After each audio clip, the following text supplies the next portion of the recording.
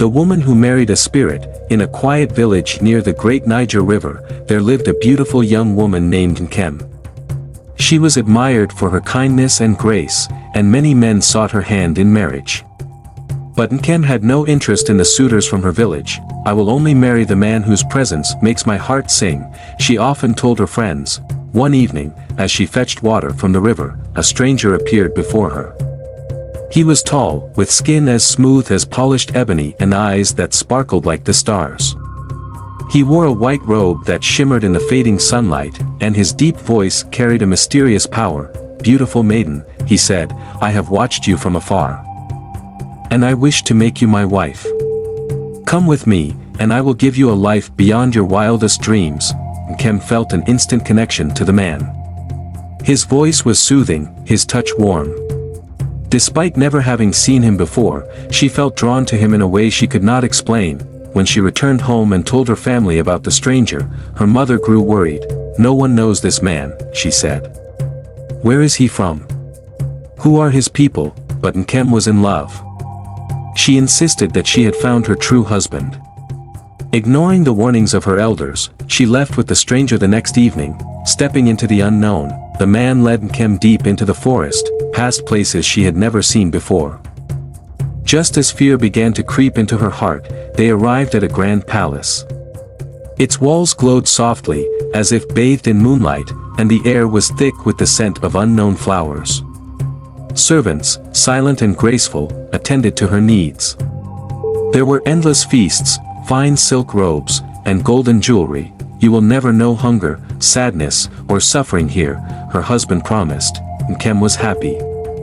Her life was one of beauty and comfort. Yet, something felt strange. The palace was always eerily silent, except for the whispering of the wind through the trees. And though the servants moved gracefully, they never spoke, never smiled.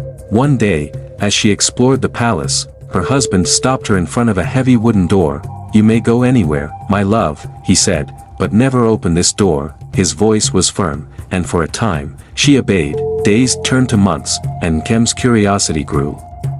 The forbidden door lingered in her thoughts, pulling at her like an invisible force. One afternoon, while her husband was away, she could resist no longer. With trembling hands, she pushed open the door. Inside, she gasped in horror. The walls were lined with empty human skins, hung like abandoned garments. Some were of men, some of women. In the center of the room stood a large clay pot filled with water. As Nkem peered inside, she saw a shocking reflection. Her husband was not human. He was a manwu, a river spirit who wore different skins to take human form. Terror seized her. She turned to flee, but the palace began to tremble. The walls faded into mist, the air grew heavy with the scent of river water. A cold voice whispered through the halls, "You have seen what you should not see." Nkem ran, her heart pounding. The palace crumbled around her as she reached the edge of the river.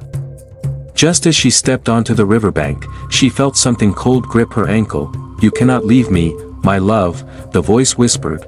Before she could scream, the water rose, swallowing her whole. The villagers searched for Nkem, but she was never seen again.